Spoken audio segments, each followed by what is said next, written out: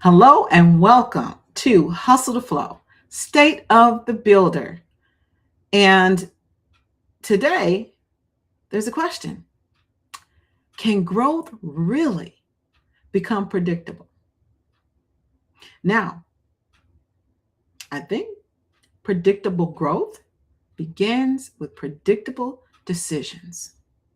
For the next 10 minutes or less, let's explore this thinking. Oops. So, predictability. Every founder wants predictability.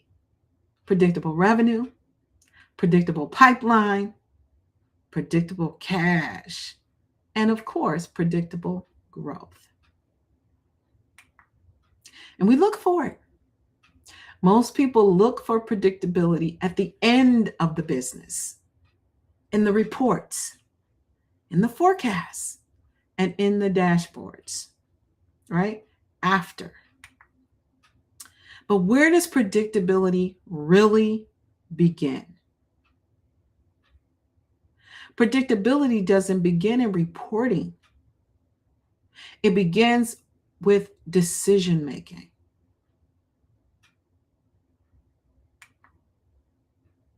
Now, today is the last question. We were looking at, over the last few weeks, some questions that came out of 30 weeks of pattern investigation. And there were 5 questions we were exploring. So, what's preventing growth? Why doesn't more effort help? What deserves my attention next? And am I solving the right problem? Right? But these aren't separate questions. This is a diagnostic process or process, depending on where you're from.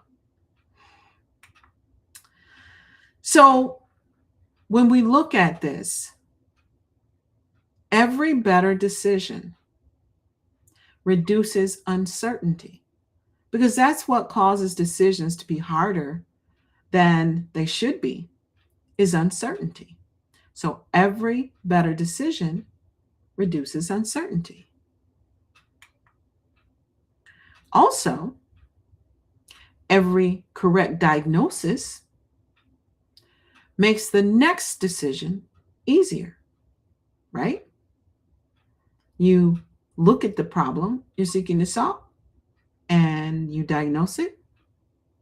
It's the right answer. It gets you the results you're looking for. Next decision is easier because we're working that muscle, right? So one of the questions that we have to look at is when we're deciding, can growth be predictable, right? So one of the things we look at is what happens, what compounds, what's happening over time that would make growth not be predictable. And the truth is that over time, better decisions, yes, they compound. But guess what? So do poor decisions. Everything compounds, right? So if you're making a sequence of better decisions, things are getting better.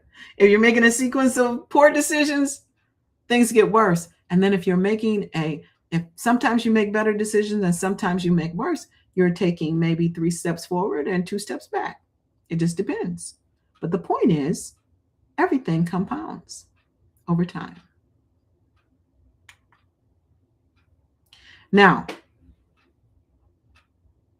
understandability is what we're looking for. But there's something interesting that happens when every diagnosis makes your decisions easier. And over time, your better decisions begin to compound, then the business becomes more understandable. Now, one of the things that I think sometimes, I know I've forgotten or not really been had an awareness of at different stages in my journey, is that the product is different than the business. It's separate. So a lot of times as a founder, I want to work on the product, but there's a business side of things, and that business side can be elusive. If you're focused on the product, then the business side is not necessarily understandable. But again, when we make better decisions and reduce certainty, when we make correct diagnoses and our decisions get easier, then over time, we can make better decisions and they can compound instead of poor decisions. And as the velocity of better decisions exceeds poor decisions, guess what? We're growing and we're moving toward predictable growth. So, but the goal is not predictable growth, right? It's the result of the activity. It's what happens when we make those better decisions and when we make those correct diagnoses.